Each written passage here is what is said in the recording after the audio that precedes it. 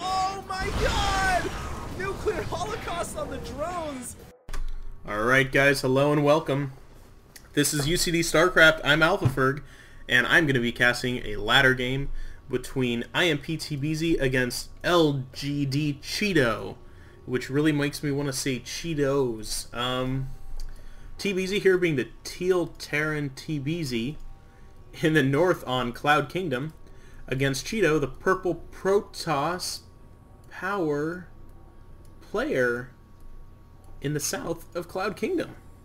Excuse my voice, it's cracking a little bit. Done a ton of casting today. But that just means I'm having a good day, huh? So, this is going to be an interesting map. Haven't casted too many games. This is a fairly new ladder map. Produced by ESV? Produced by somebody. I don't know, but it just got added to the ladder. Gotta love it. I've seen it in a bunch of playhems.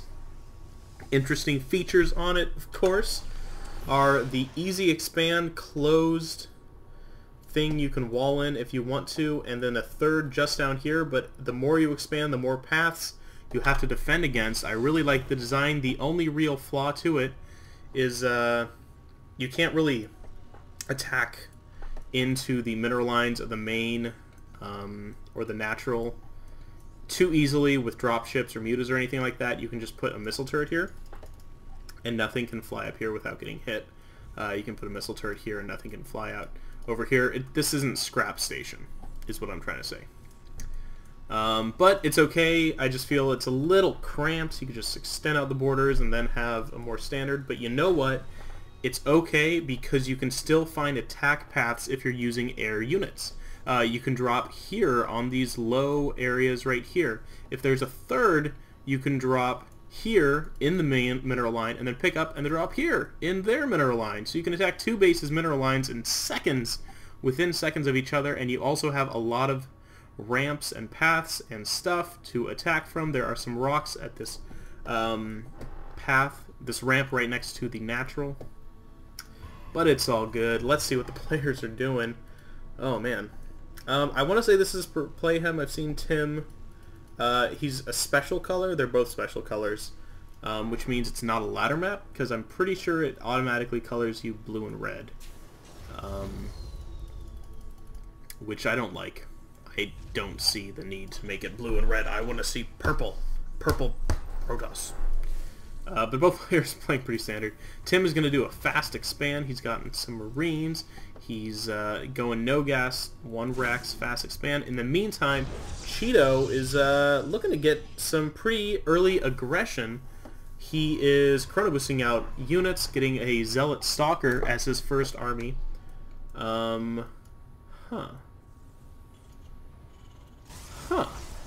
Yeah, that's weird place for a supply on the ramp. Oh, I guess it's one of his first time seeing this map. Yeah, I guess you could put it here. I'm not sure why I was actually selected to be out there either. But you can definitely fit a Nexus in here. They wouldn't put a neutral supply. But it does prevent you from walling in. Actually, I did see a game on here where the player used the neutral supply depot so that there couldn't be a bunker push. Like, oh, it was the spine crawler. If you put a bunker out here against Zerg at a very specific area, you can't position the spine crawler where it won't take damage and still attack, because this 4-bit area is where the spine crawler needs to go unless it goes up here or something, but then you just let units run into your base. So actually, this is bad, unless you know that's happening, of course.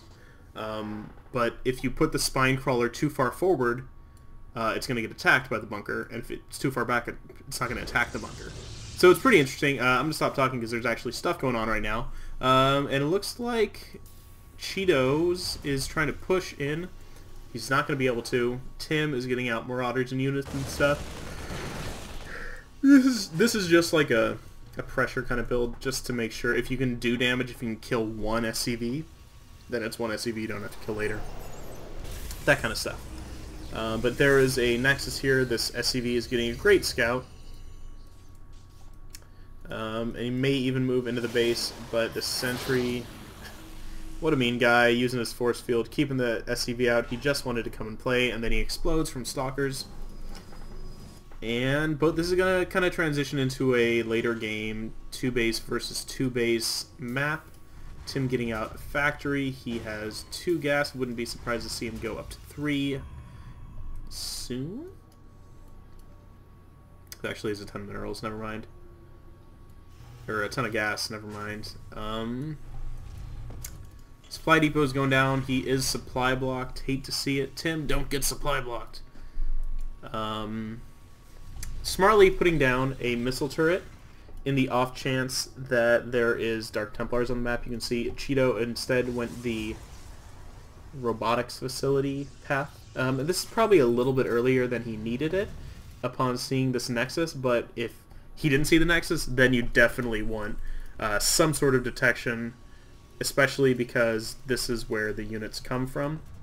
One thing to be wary of are warp prism play on this map, because look how wide open all the different areas blink stalkers can get into, or a warp prism can warp units into. This is a very big main. And you can actually get a ton of production facilities up here, Terran players, if you're interested in doing that. But I actually like seeing supply depots being put all the way around here. Tim instead opting to group them up in the back of his mineral line. But you can see like both players have not managed to fully scout out their mains. There could be a factory here making 18 Hellions. Could be. Not going to be, but could be. Could be maybe in 2 minutes, because this factory's heading over there. But Chedo's actually getting pretty far ahead right now. He does have the slight probe lead, which means he's just going to have that much more stuff. But I like Tim. He's getting out the upgrades, which I don't even know if there's a forge. There's no forge. So if Tim can get upgrades, his army could actually do a ton of damage. Interestingly, leaving these bunkers here, I actually like that decision, because this timing could happen where there's a pylon over here that chooses to warp in units, and then you have an undefended natural. If you leave the bunkers up, yes, you don't get the 150 minerals, but you can just move the small army you've been building at home and have that much better of a defense and lose less. But it looks like Chedo is going to be able to fight this pretty well. There are medevacs, which means this army is going to be able to take a lot of damage, and +1 is almost finished, Stim is finished, and Concussive Shells is almost finished. So Tim maybe just using this pressure. He does take out a Stalker. He's losing a lot of health. +1 is not finished yet. Oh! Giant force fields coming down. Yeah, you can pick up your units and save a few, but he already lost a bunch. It looks like he's going to drop, but I don't like that decision. There's Stalkers here. They see everything. +1 is finished. Concussive Shells is finished. Combat Shields is almost done. Tim spreading out his army. They're getting in line for lunch, by the look of things. But not a bad attack. He didn't lose too much. Those force fields really changed things for Tim, and he didn't manage. He may have picked off a sentry in that engagement, but it wasn't too good. But he's trying to get a third up right now. Chedo is just doing really good with his observers. He's scouting a lot. He'll be able to see this third in a few minutes, and Tim is not really in a place where he can defend against a huge push. What is Chedo doing, though, to push? He just has a bunch of units. There it is. He's going to build Colossi. And now he's getting up the upgrades that he forgot earlier or just didn't want to get. And Colossi, it looks like 1 Robo Colossi are going to come out in a bit. Chedo seeing the third. But Tim's going to have it up for a while because there's no Colossi out. He can't push yet. He's probably going to wait for 1 or 2 Colossi. And Tim will be able to get Viking production out pretty soon. As soon as he smells, Colossi coming out, if he sees an observer, perhaps that may be big enough of a hint for him to switch to Vikings.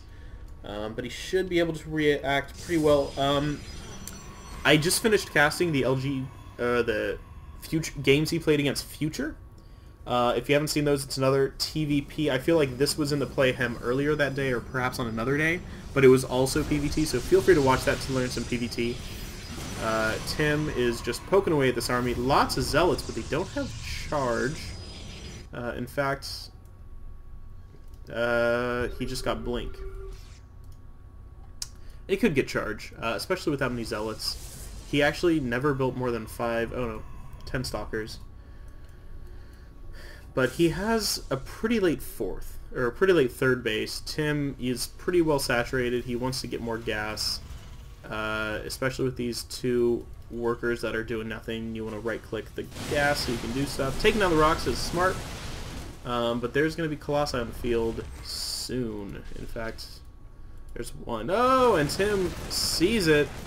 And where is his reaction? Almost immediately, a Viking is on the field. But because Extended Thermal Lance isn't finished, he may be able to pick up the third, and that's going to be a huge, huge loss for the Protoss player. Doesn't even get a great force field off, and this army is just going to run away to fight another day. Tim has taken out the economy, but here... So LGD Chedo pretty much has to push now. His fourth is going to be delayed. He needs to attack. While attacking is good, as Tim is going to get a ton of Vikings up. You can see he's also building another starport to be completely prepared against a lot of Colossi throughout the game. And his third is totally fine. Tim actually floating a lot of minerals is going to put down some more command centers for either protection with planetary fortresses, which this positioning is pretty good, because then you just have to worry about this main, or you get orbital commands and just get tons of mules and win, because mules are good. Oh my gosh, great EMPs. Look at all of these Protoss units have no shields. Tim, how Gosu, especially getting Ghosts in preparation for these High Templar coming out with Storm. And that pretty much shut down the attack. You don't want an attack when your army takes that much shield damage, because every single hit that comes in is permanent, lasting damage that you can never heal, because Protoss only heal shields. With Storm, however, Tim will be able to lose, because Storm can do a lot of damage if you're not careful. Tim does have a lot of Ghosts coming out. He has a ton of Vikings, which is actually pretty smart because Chedo has not stopped Colossi production. He's getting a third or perhaps a fourth. It's a third. In the meantime, trying to get level 2 weapons finished. Howard Tim upgrades, not as good. They're going to have 2-2 completed about at the same time. Actually, it is equally as good. But, I don't know. Chedo sees this attack moving. I don't know if he's going to want to push, though. With the Ghosts, which are somewhere... I don't know. Ghosties. They're in there. If he can get some good stims out, or some good stims, some good EMPs out. There's a huge one hitting a sentry, and he is getting in here. He's doing a ton of damage. Force field's going down. Oh, his last army. They just squeezed through the cracks. Oh, man. Unfortunate for Chedo, does not get that last force field in the right position, and Tim saves about 10 supply of army just by running through that crack in the gap. And Tim is now taking a fourth. Both armies are pretty maxed now, though, so it's going to come down to how the engagements go. Storm's totally finished.